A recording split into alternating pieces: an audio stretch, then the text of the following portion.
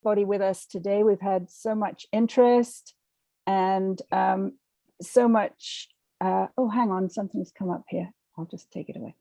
Okay, so it's so many attendees and we have some great guests. I'm afraid Richard Falk, who is the co-host here, is having a little trouble connecting, but I expect that he'll be with us soon.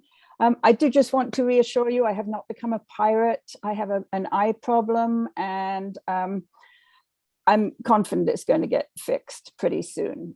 In the meantime, I am bumping into things, but able to focus on a lot of the important things in life. So we have with us today two amazing guests, Lyle Goldstein and Vijay Prashad. We're going to be able to cover a huge amount of ground, looking at many of the issues to do with the current Ukraine crisis, including, of course, nuclear risks and prospects, climate crisis dimensions of a war like this, the impact of the war on the world economy and world hunger, possible role of China and other BRICS countries in brokering an end to the conflict, and so on and so forth. Behind the scenes, we have my colleague Amel Zaroug, who will be putting a lot of really handy information into the chat. So I do urge you all to keep your chat box open as we proceed. So actually, Richard Falk was supposed to make the short welcoming remarks here, but I guess I've welcomed you all. So we're going to have a free-flowing conversation here after a short, oh, it's my co-host. Richard, it's wonderful to have you with us. I was just starting to get things going, but and I'll talk just for a moment longer and then I'll hand it over to you. We're going to have a free-flowing conversation here after short presentations that will be given by our two guests and by Richard Falk. We're going to have this conversation for about 45 minutes, and after that, there'll be a chance for questions from the attendees, which you should be able to put into the Q&A box. But meantime, there will also be things happening in the chat box. So if you're a Zoom aficionado, I hope you keep the chat box open. Anyway, Richard, great to see you, have you with us co-hosting this. And I am just so sorry about the screw up on getting you in. It was partly my fault, I think. But I'm delighted to be here. And I think this webinar series is really an important initiative because media coverage of the Ukraine crisis has been disappointing, to put it mildly, and has failed to portray the complexities of the situation and its multi-level significance in terms of world order, sovereignty, non-aggression norms, the UN role, geopolitics, and many other, nuclear weapons, of course, and many other dimensions. So I hope we'll be able to shed some illuminating light on all of these issues in the course of the series. And this is the initial meeting, and it gives us the opportunity to maybe clarify the main themes that we'll address in subsequent sessions. I think that's enough for me for now. Oh, that's wonderful. And I think it's great that you did actually note the problems in the media coverage. Globally, the media seems to have become bifurcated. Many people say, sorry, I'm just trying to bring something up here that should have been up before. Yeah, so first of all, I'm going to give a slightly longer introduction to our guest, Vijay Prashad. Maybe he doesn't need much introduction.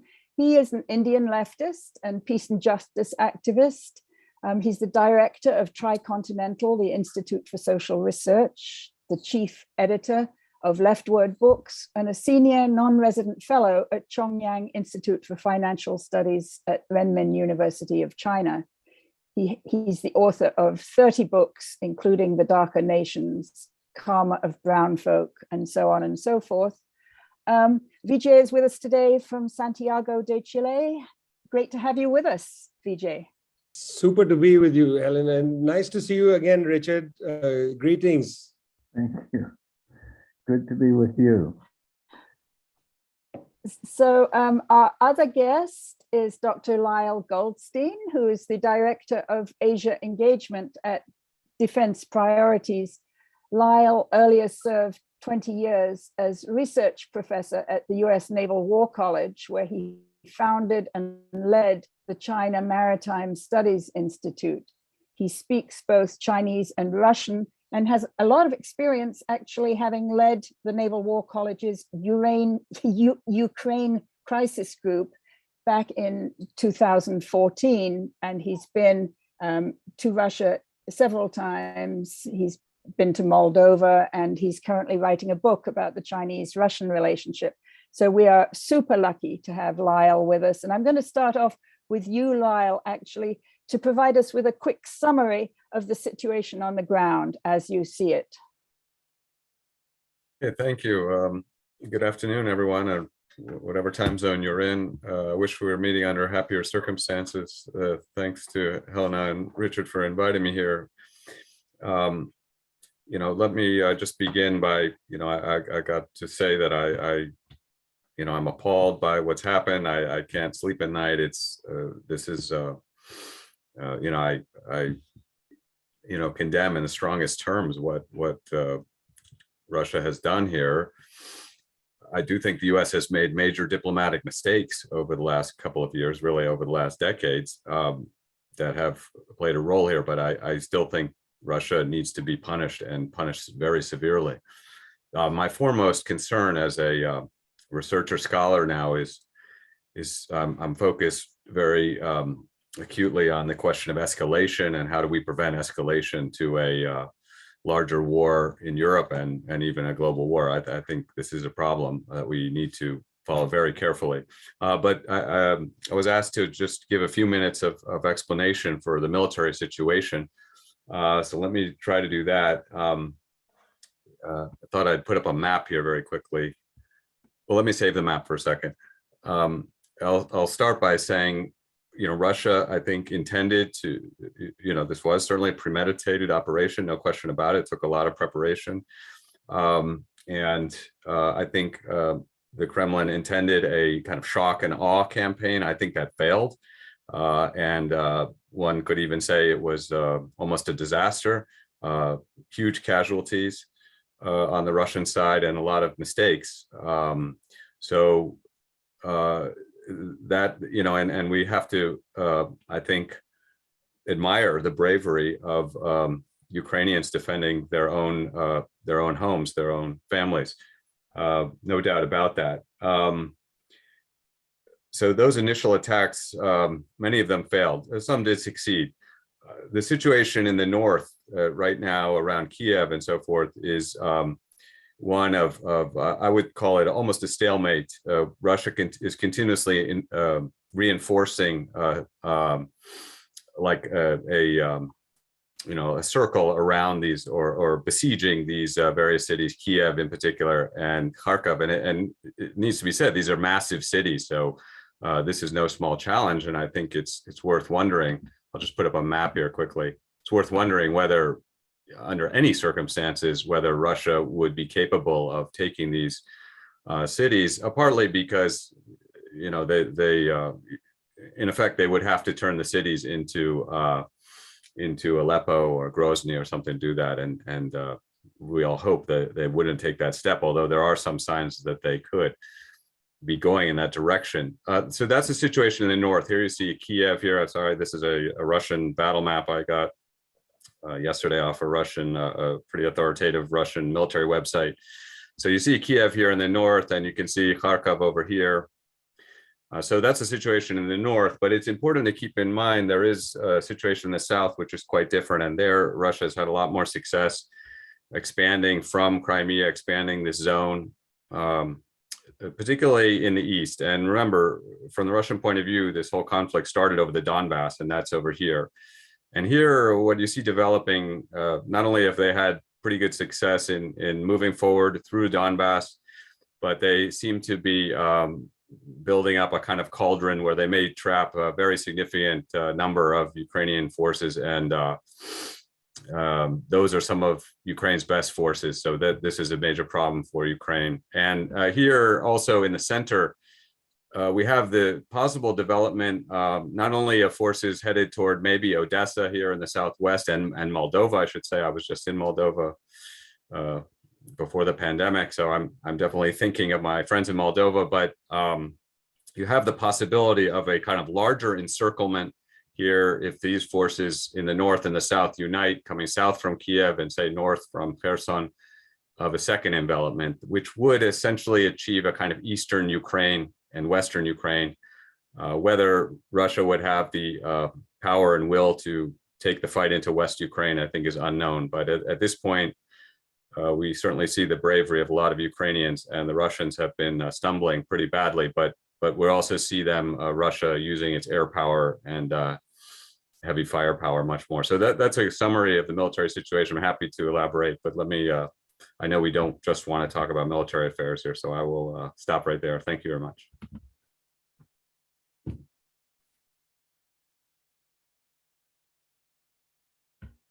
Thank you, Lyle. Really appreciate that. It helps people to visualize things a lot better. I'm now going to turn to Vijay, and I'm putting on Vijay the burden of representing the entire, like 80% of humanity whom we could describe as the global South. So take it away, Vijay. What does the global South think about this? No, it's not possible because there are a range of opinions. I mean, as you said, I'm in Chile, where the incoming center-left president is basically sounding like an admiral for NATO. There's a range of opinions. So rather than do that, I want to share, I jotted down, being very dramatic, 8 theses. So let me just share those in 5 minutes and then, see how they go. The first is, obviously, war is terrible. I mean, everybody wants negotiations and diplomacy. It's quite clear that even the Russians are very keen on coming back to the table. They said that they would meet in Belarus and so on.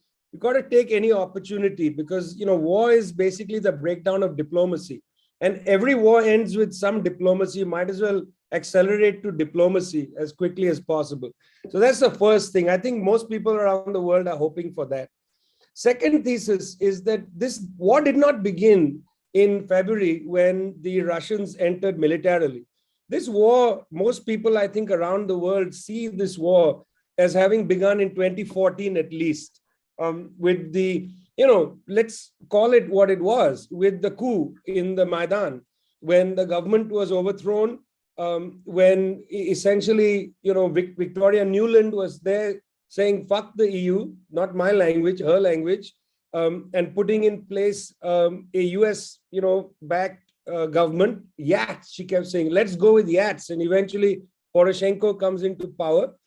That's really got to be part of the equation. You can't start thinking about this from the 22nd of February. You won't understand anything then, Then you'll entirely accept the US media narrative that Putin is, just brutal and an aggressor. Then you don't have to have reason. You just have force, one way or the other.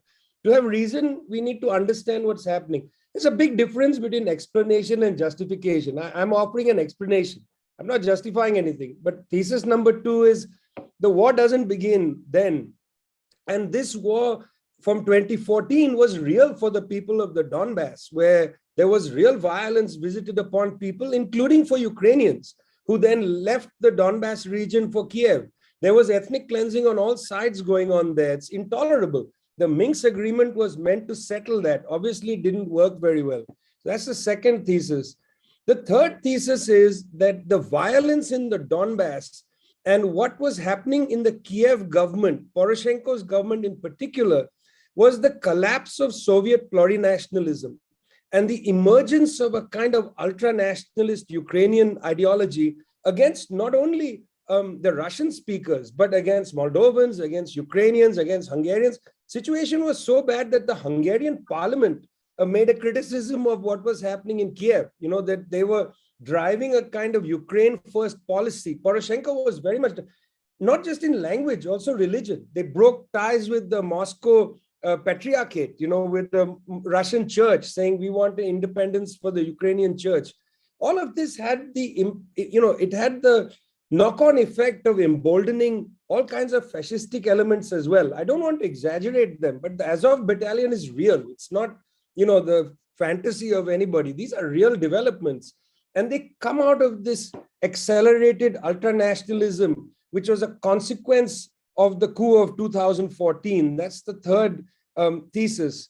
The fourth thesis is that not only the former communist state system of Eastern Europe, but also the Russia, the USSR, because it was not just Russia, it was also Belarus, Ukraine, and so on. All of them sought some sort of equation in the 1990s with Europe. There were two angles for that equation. One was through the European Union, political and to some extent economic, and then through NATO. Let's not forget that Russia in 1994 was a NATO partner of peace. Russia entered the NATO process. In fact, in 2004, when 7 Eastern European countries, including Baltic states, joined NATO, Russia did not object. In 2004, the first known objection by Mr. Putin comes in 2007. But, we can discuss that later. So European integration was very much a part of this. But in whose terms will that integration take place? Thesis number 5, and I'm sorry I'm running through this so quickly, but here it goes. Thesis number 5. You see, the United States has made it very clear that European non-alignment or independence of Europe, any Gallic Europe, is impossible. They said this in the 1961-62 Fouchet process. Those who remember or have read about the Fouchet process, that was set aside. When Maastricht Treaty took place, 93, then Amsterdam Treaty, 97, then the Lisbon Treaty, and so on, Europe kept trying to develop some independent foreign policy. This so-called common strategic and foreign policy approach, Javier Solano, Baroness Ashland, and so on, were in those seats. That was all essentially toothless. Europe could not develop an independent foreign policy. And this was when it becomes, in a sense, interesting, because the United States was, putting the point that it's okay to expand NATO, it's okay to bring in the East into Europe, as long as Europe as an entity is in some senses subordinated to the United States. That's the sixth thesis. I jumped ahead, sorry. The sixth thesis is the attempt by Europe to create an independent foreign policy. Didn't happen. I mean, you've got to go back and look at the Lisbon Treaty of 2007. What was Europe able to do, even in the negotiation? Could you just give us the last 2 theses, and then we can discuss some of this background later? I'm coming. Seventh one is quite easy. That's the issue of that this attempt to subordinate Europe to US interests created all kinds of contradictions. The leading contradiction was energy. I mean, the United States and France drove 3 wars against Iran, effectively a war, against Libya and against Russia. Those are the 3 sources of piped energy into Europe. These created all kinds of insurmountable contradictions. That's the 7th thesis. Got to take this very seriously, because there's no exit from it. America cannot fantasize energy into households in Germany. This is going to create a serious problem in the short term, not long term.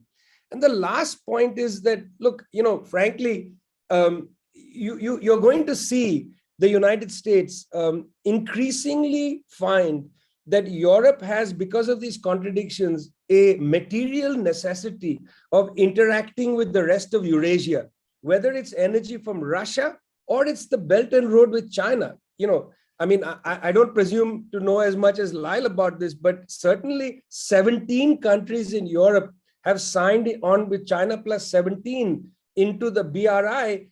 And, many of the countries like Italy signed a BRI MOU, Memorandum of Understanding. So these contradictions are going to intervene. So my feeling is this war, yes, Russia intervened, that's bad and whatever, frankly, the sanctimoniousness of social media and the media itself is meaningless to me, because none of these people were so upset when Iraq was destroyed. None of these people were so upset when Libya was destroyed. So I'm not prepared to be bullied by the social media sanctimoniousness into crying special tears because this is happening inside Europe. Sorry, not from me that. But having set that aside, this is not a war about any of these things. It's actually, in my opinion, a contest over whether the United States is going to continue to be able to subordinate Europe, and whether Russia and China are going to have some role here. Right now, they feel they've pushed Russia aside, but I don't think this is a permanent situation. Wow, thank you so much. I agree with and nearly all of what you said, and I think it's all worth listening to. Thank you so much, Vijay, for the big picture. Now, Richard, your specialty obviously is international law, and this crisis has major implications for international law. Why don't you have like 5 minutes and tell us how you see things coming out, whether international law can help us get out of the war, whether it can help us to build a better order afterwards, whatever you'd like to talk about in that regard. Thanks, Helena. And I found very useful the two prior presentations, and picking up on what Vijay said at the very end about the importance of recognizing the Iraq War of 2003 as an important precedent for what is happening in Ukraine. And often international law, when it is involves geopolitical actors in the peace and security area, is greatly influenced by the precedent, whether it's consistent with international law or not, created by the geopolitical actors. This happened with nuclear weapons testing. Once the US tested in the oceans, it was in a very weak position to object to other countries using the oceans for testing nuclear weapons, even though it didn't want them to, including France. It was got into a kind of diplomatic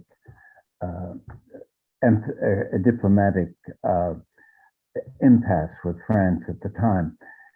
And just one thing from what Lyle said, he talked about the American diplomatic mistakes, that not being consequential in terms of evaluating the suffering imposed on the Ukrainian people.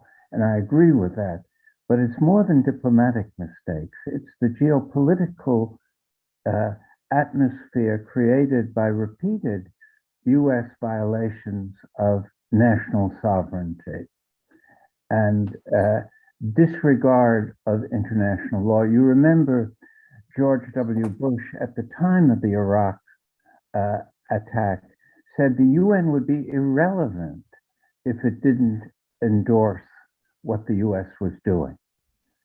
And it showed a kind of selective defiance. And one way of interpreting what is the ultimate strategic objective of Putin is to restore the geopolitical balance that existed during the Cold War. You remember the US proclaimed a unipolar moment, and it has behaved as though it's the one global security actor, and the spheres of influence of the other geopolitical actors are disregarded. I'm not in favor of these spheres of influence, but they have been accepted, and they are part of the geopolitical level of order, which is built into the UN Charter in terms of the veto. The veto, in effect, tells the geopolitical actors, you don't have to obey international law unless you want to. It's a very permissive, and what we are doing is using the UN as an ideological instrument in this context to condemn Russia for doing what we've done all over the world, and most recently Iraq, Afghanistan, and so on. So this is very important, and it should be, there are two levels of world order that are often confused. It's a state-centric system in which international law supposedly governs the interstate behavior and is built on pursuit of national interest. And then there's this geopolitical overlay that has existed ever since the state system emerged, which is that the great powers use force as a matter of discretion. And in a way that was preserved, not eliminated by the UN and the UN Charter and contemporary international law. So it's very important, in my view, to distinguish this state-centric level of world order and the geopolitical overlay. And that's what I feel we're observing in the Ukraine. And just to finish, I would say this doesn't morally excuse what the Russians are doing in Ukraine or the suffering inflicted on the Ukrainian people. But it's not different in kind than what the US has inflicted on a series of other countries. And indeed, Iraq was in many ways worse because it had been under 12 years of crippling sanctions prior to the attack, which resulted in hundreds of thousands, apparently, of innocent civilian deaths during that sanction. And then we mounted this huge attack. So that precedent should be, the fact that it was not mentioned in the mainstream media after Biden's very disappointing State of the Union treatment of these issues, not mentioning the desirability of a ceasefire, even of the Russian withdrawal from Ukraine, not articulating any kind of exit strategy that would save face for Russia and bring peace to Ukraine. Let me stop there. Yeah, that was so notable yesterday in the State of the Union address, which I saw described as Biden's Manichaean moment. And I also thought he was trying to channel Winston Churchill very unsuccessfully, and not mentioning diplomacy and not mentioning the geopolitical context. Richard, you gave us a lot of meat about the sort of the role of the United Nations in the world order. Does any of the rest of you or Richard see a particular role for the United Nations or for the BRICS group of countries from the global south, or perhaps just for China and India? Who is going to lead the diplomacy that will prevent this from escalating, given that clearly the United States is not going to? You know, I have the highest respect for Antonio Guterres. He's a very distinguished diplomat, and I'm sure Richard might feel the same or whatever. But when Mr. Guterres said that this is the worst war of this century, again, I just felt this is routine, systematic amnesia about Iraq. It's almost like they have a board meeting somewhere to decide how to talk about these wars. You know, people sitting outside Europe, outside North America, listening to statements like that, the credibility of the institution is damaged. How can you say it's the worst war? He actually said that the day that the Russians intervened, the day of the Russian intervention, how could you already say it's the worst war, Mr. Guterres? That damages the credibility of the institution. Are you going to be a reasonable, neutral actor in this and look at what's going on and call for, perhaps set the table in Belarus for a new discussion, Minsk 3 or whatever. So the United Nations, I don't think it's not possible for the UN to operate. The General Assembly resolution that was passed just a few hours ago, it was revealing who voted where. It's hardly going to move an agenda. No, BRICS cannot move an agenda at all. It's not feasible at all. BRICS hasn't had a really good unified political declaration in a long time. You got to remember that Brazil is governed by Jair Bolsonaro, a man relatively subordinate to Washington. Mr. Modi also relatively subordinate to Washington, except on this issue. But nobody is going to take seriously if in BRICS, two of the countries are Russia and China. It's just not going to have credibility. Here, I think Mr. Putin has to keep calling for some kind of conference.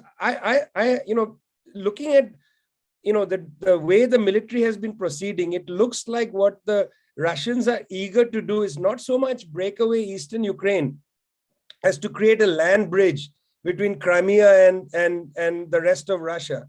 That sea bridge going over the Black Sea is not sufficient. They look like they're trying to make a land bridge. That's a military aim that the Russians probably have. Once they attain that, will they actually sue for peace and say, let's have a discussion and so on? Do they really want to have a change of government in Kiev? It's got to be actually between Russia, Ukraine, the Europeans and the Americans. I don't think any external actor has the credibility, I'm afraid.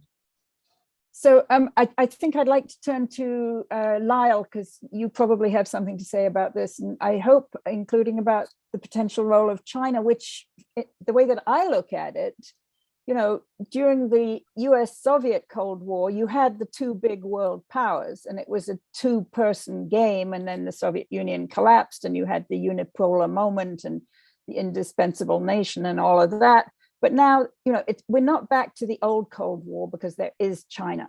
And can they play a role in either formally or behind the scenes helping to de-escalate and resolve this thing?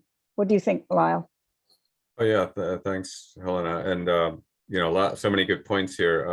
By the way, Vijay is very correct that the land bridge is an important issue for the Russians. Another issue hasn't been talked about in the media really much at all, but is the Crimea has been without water, really very dry. It's been a huge concern for Putin and others, and so to get water flowing again to Crimea was a very important war objective, which they have. So that implies maybe there could be a settlement. But I also agree very strongly with what Richard said about the overlay of geopolitics within the Security Council. I think that's very important. And I myself, I call myself a realist. And I'm one who thinks that spheres of influence are essential for a global order. And, to me, there's no question in my mind that Ukraine is part of Russia's sphere of influence. And, it's kind of diluted, it seems to me, to act otherwise. And that is one of these foremost mistakes we've been making. And we've diluted ourselves. And unfortunately, I think the Ukrainians have been diluted by this too. And we're all paying the price for those mistakes. On diplomacy, I think the UN does have an important role. I think China's role could be important.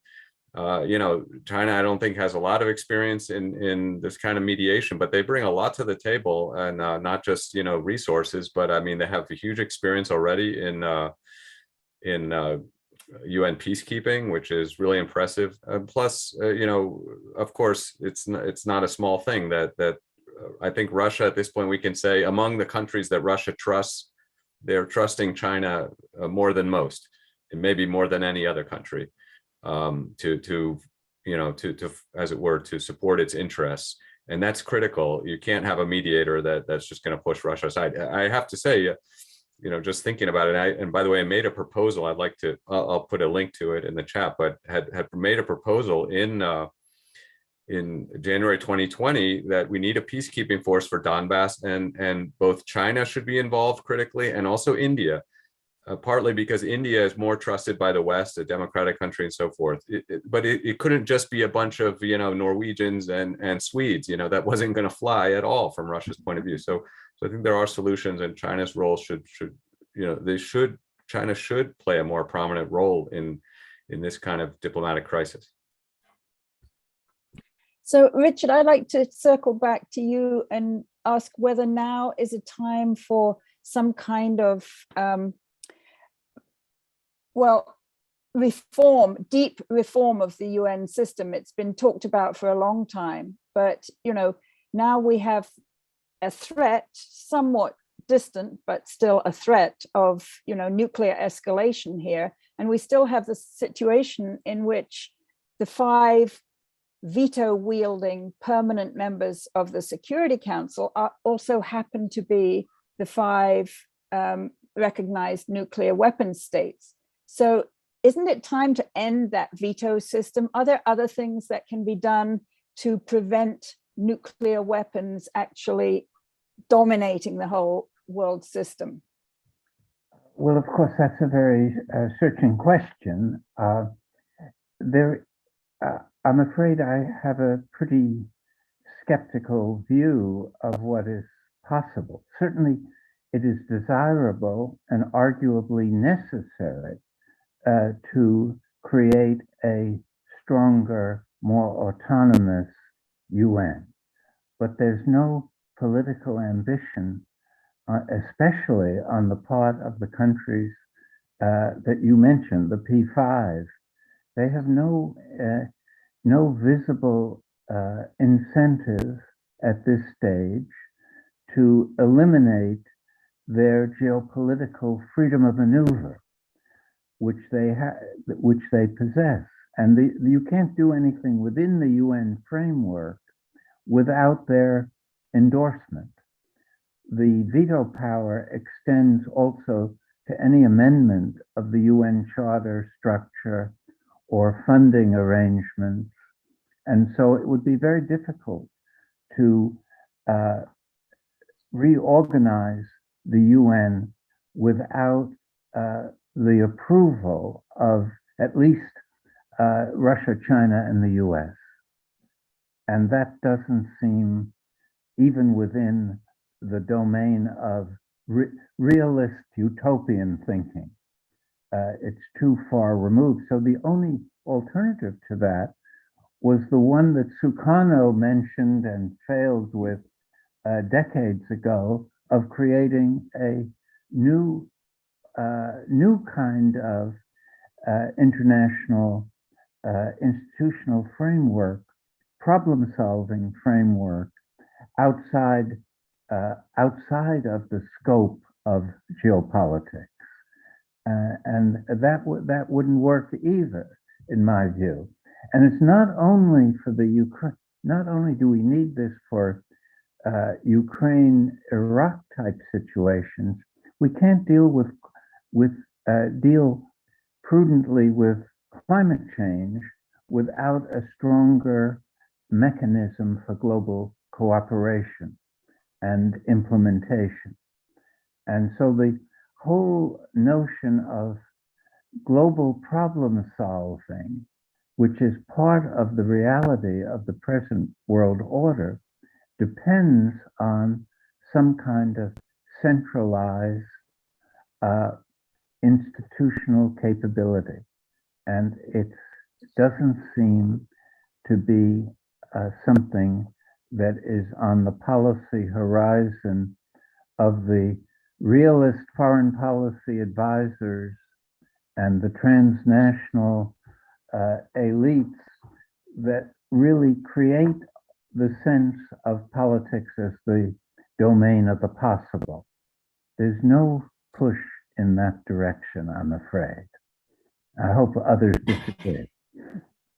Well, I call myself a visionary realist, and I think that we have to take into account, the balance of power kind of things.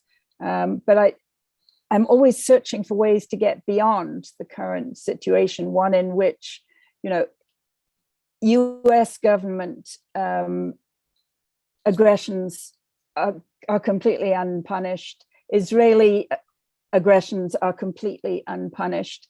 And then along comes Ukraine. I mean, I think, that there has been a lot of discussion in much of the global South about, the fact that people don't seem to hurt, according to Western dominated media, unless they are white people, that you can see Syrians and Afghans and Palestinians and Libyans hurting and hurting and hurting, but their stories are not put on the front page in the same way until you have little blonde Ukrainian girls, one of whom, as it happened, was the Palestinian young activist Ahid Tamimi, who happens to be blonde, and she got recategorized as a winsome Ukrainian victim. I mean, it's hard for all of us who have, with our human empathy and human feelings, not to see that the suffering obviously is terrible, but it's terrible whatever the color of people's skins, whatever their religion. So can I say something about associated to the point Richard made about, look at the world we live in. Let's just breathe this in. I covered the Libya war. I was in Benghazi and then in Tripoli. A breakaway faction of a sovereign country, Libya, led by a man who was the financial advisor of the Sheikh of Qatar's wife, Mahmoud Jibril, declares that it wants independence. First, they talk about Eastern independence. A breakaway province, Eastern Libya, calls out to the West, come and help us. A philosopher runs headstrong into the conflict from France, makes a phone call to the French, and the French get a UN resolution and start to pummel and bomb Tripoli to smithereens, destroying Libya. What's the difference between what NATO did in Libya and what the Russians are now doing in Ukraine? Can somebody explain to me the difference? It strikes me it's identical. There are people in the Donbass region saying, help us, we want to break away. We are suffering the oppression, genocide from Kiev. They call upon the world community. The Russians show up and start bombing. Okay, they didn't seek a UN Security Council resolution. Perhaps they should have. Perhaps they should have made more about that ethnic cleansing in the eastern provinces. Again, I'm not justifying what Russia is doing. I think the war is appalling. On the other hand, what's the difference between what the Russians are doing in Ukraine and what the West did to Libya? The only difference is a piece of paper called UN Resolution 1973. And let me just say something about UN Resolution 1973. Actually, the West violated UN Resolution 1973 because the UN resolution merely said a no-fly zone. The West started to act as Mahmoud Jibril's air force. So much so that when the African Union delegation went to Tripoli in the middle of the war, Gaddafi said, I will have a ceasefire, let's go and have talks. And then the African Union group went to Benghazi, and they sat with Mahmoud Jibril and others, and Jibril and others said, we don't want to have a ceasefire because we're winning. We're going to defeat Gaddafi. So that's a violation of UN Resolution 1973. In fact, if you accept that the NATO countries violated the UN resolution, there's no difference to me between the NATO war in Libya and the Russian war in Ukraine. And yet the world is incensed by what's happening in Ukraine, and nobody cares a fig about the destruction of a noble country like Libya, destroyed now, where slavery has returned and continues to be there. By the way, it's not just that it was revealed and so on, continues to be there in northern Libya. I was in Sabah in the south of Libya, barbaric situation there where French Foreign Legion has reestablished itself. What is this? The 19th century, where the French Foreign Legion has bases in Arlit and is patrolling Sabah, Libya, and the Americans have the world's largest drone base in Agadez, Niger, and nobody cares at all. Why? Because it's Africa, friends. And in Africa, this is all allowed. In Europe, it is not allowed. Go back and read Aimé Césaire, 1950 Discourse on Colonialism. Thank you so much. Yeah, we do have a couple of good questions from the attendees. I don't know if Amel can bring. Oh, it looks like Susan Abelhauer. Why don't you ask your question? Oh, hi. Susan. Yeah, Hi, this is, Susie. thanks. This is really wonderful. So, I mean, I can just read my question that I posted in the chat. Actually, I have two questions. So what do you think have been miscalculations on all sides? For example, it seems to me that Zelensky miscalculated the US and NATO's willingness to jump to their aid militarily. And two, can you speak to the extraordinarily rapid response of the ICC in announcing they were going to investigate Russia's possible war crimes? And again, this is especially stunning in light of the decades of abuses and war crimes by the United States and Israel. Great questions. Thanks. Lyle, do you want to take one of those about miscalculations, or either Yeah, of sure. them? Sure. I'll just say quickly. I mean, I think many of us probably agree that major miscalculation was a NATO expansion. Personally, I've been against NATO expansion since the idea came up. I always have thought it was ridiculous.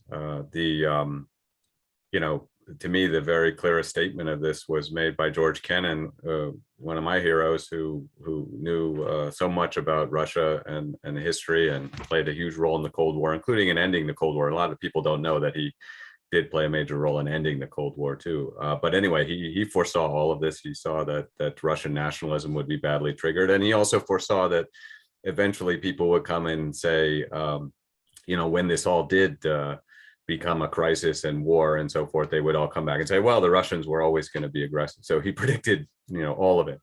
But at the end, the diplomacy, I think, was badly botched. There was I don't think there wasn't real consideration of Russia's objections. I mean, you know, arguably it was just too late at that point. But and yes, I think Zelensky probably, you know, he's become a hero to many in these last few days, and I think we do have to commend his heroism. But but yeah, he seems to have, you know, he was a comedian. I don't think he fully understood anything about the military power and what he was facing and the reality of the situation, and it probably caused him to make some very serious mistakes, which are costing Ukraine so much today. And the question about the ICC, maybe for you, Richard, and this. Yes, it's an interesting question that points to an obvious institutional reality that reflects geopolitics. In other words, the ICC is very responsive when the issue involves something the West is concerned about, and it had been in its early years mainly African abuses of state power, and it's been notoriously resistant to addressing Israeli crimes and US crimes in Afghanistan. And it points to institutional double standards, which I think have been underlying much of what we've been saying, that the UN itself behaved differently with Ukraine than it does with either the Palestinian agenda or with the Iraqi agenda back in 2003. We're living in a world where the US is fighting to maintain hegemonic geopolitics, and Russia and China are trying to create what might be called symmetrical geopolitics. And in my view, that's the deepest way of understanding what is the larger strategic stakes of what's happening in Ukraine, and indirectly what's happening in The Hague as far as the ICC is concerned. Right. We have a really good question also that came in from our board member, Rick Sterling. Can we bring Rick Sterling into the conversation? And by the way, Susie, it's great to hear you and to have your wisdom here. Rick. Yeah, thanks very much, Helena, and I really enjoyed the presentation from all the speakers. I was a little bit cautious hearing Lyle's background at the beginning, but I found his comments to be very insightful. So my question, well, on February 24, President Putin delivered a speech, and I found it to be very incisive and very frank and clear. And in that speech, he outlines the history to the conflict and the fact that it's clear that Russia feels threatened by the current situation, and they think it's now or the situation's going to get worse. So my question is whether you think Ukraine, as it is now, with a substantial amount of U.S. control, is a real threat to Russia, or if this is imaginary. Lyle, I guess that sounds more or less like a military-ish question. Yeah, very interesting question, and really gets the heart of the matter. You know, the speech was worth reading, and I hope people, you know, I think a lot of people went straight to the New York Times and read the annotated version, but I recommend you go and get the actual words and go through them yourself. There is a lot that's interesting there, and that you know we should reflect on, and that really does explain. I mean, just at a minimum, if you want to know how this war is unfolding, you know, he talks about Putin talks very explicitly about the atrocities in Odessa in 2014, and those are real, and you know, and he said he's going to Odessa to find the perpetrators. You know, so I mean, you could kind of feel the emotive sense there. He also mentioned that there's NATO facilities or you know, quasi, you know, facilities that are being set up with NATO help in that area, and I expect those are also targets. So I mean, but your larger question is so important, and I think it is confusing a lot of people. I don't think that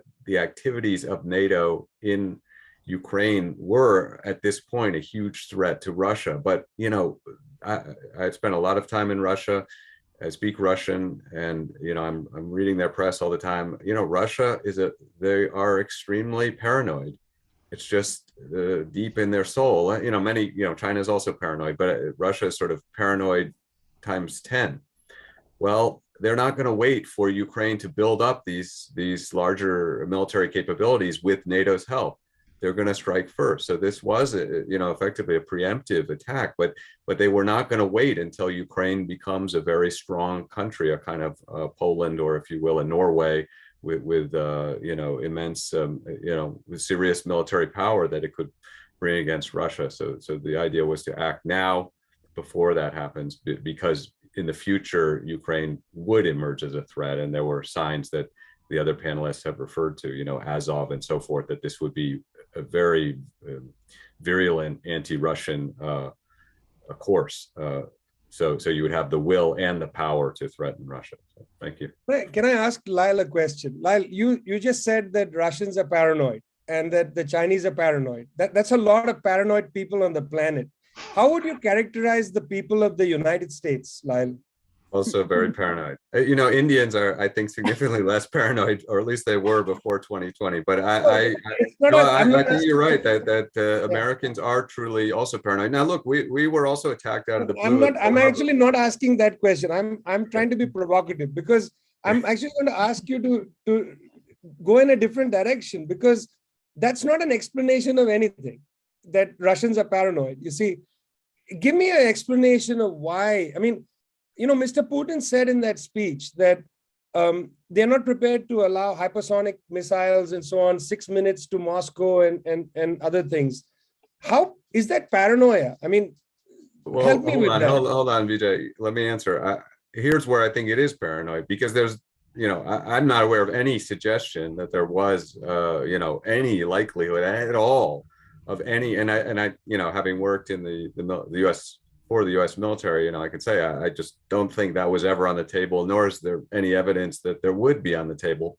So the paranoia is the leap from there. And look, I dealt with Russians for a very long time, and we have to deal with Russians how they are. And we should have understood that and realized that even the let's say the smoke or the whiff of such deployments without any facts would still trigger that. And of course, you say, are Americans paranoid? Would we allow these kind of behavior in Mexico or Canada? Absolutely not. So, I don't think Russians are so weird, but we have to realize Russia's been invaded over hundreds of years and almost exterminated many times. And this has left a deep imprint on, the way they react. They're not the only one. The Poles are similar, but they will react extremely strongly and will react preemptively to prevent, and forestall threats. So we've seen this consistently. Let me come back to this one second. Just one word to this interesting dialogue.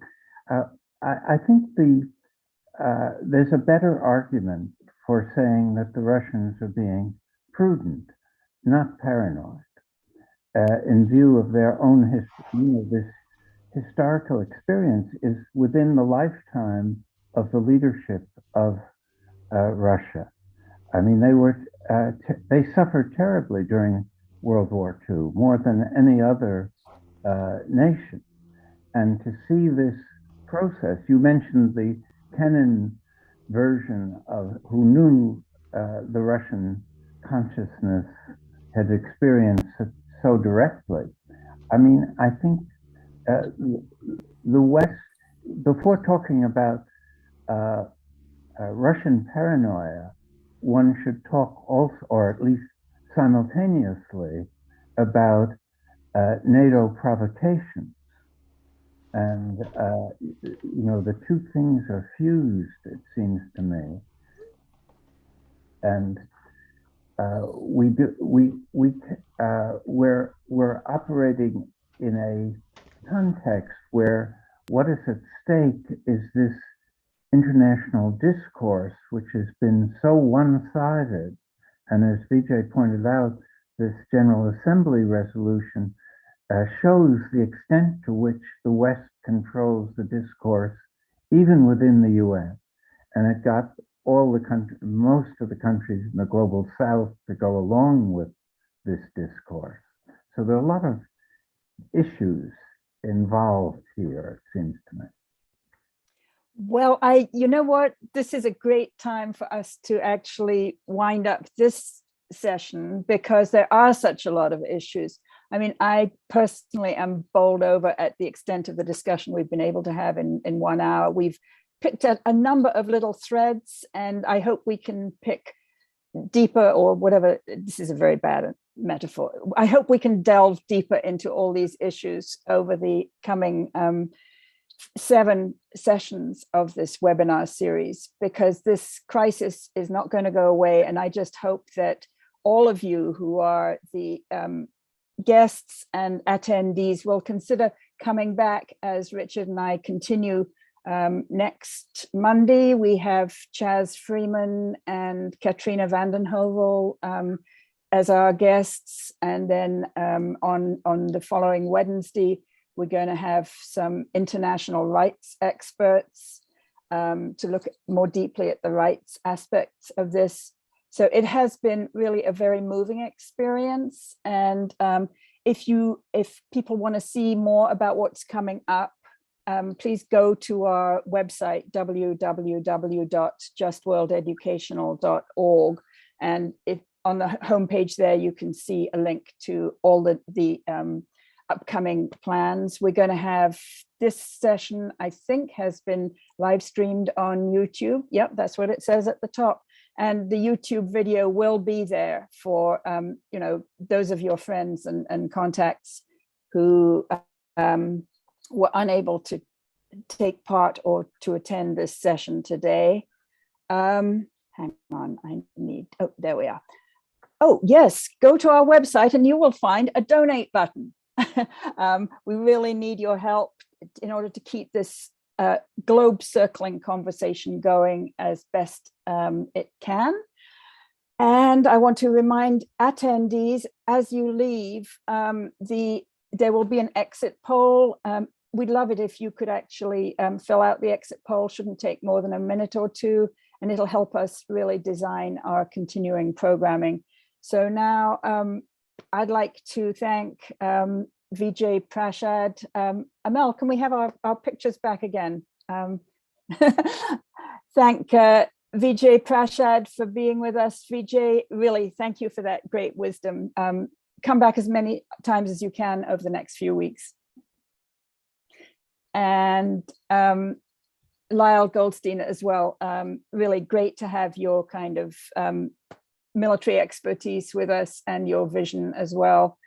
So Richard, I guess we're kind of wrapping up now. So what do you think? Do you want to say anything? Well, just to echo your words, essentially, that I think this has been a very stimulating session. It may suggest that we need more time at each of these sessions because there was a lot more to say on these themes. We didn't get the kind of interaction that I think might have been possible if we'd had another half hour or so. But by and large, I think we certainly lived up to this initial idea that I put forward, that we would try to do something different than what the mainstream media was doing with these issues. And I think in that sense, we broadened the context in a constructive and creative way. Thank you so much. Great to work with you on this, Richard. Great to have you, Lyle and Vijay, and in the background, our technical expert, Amel Zaroug. Thank you, everybody, and see you on Monday. Bye-bye.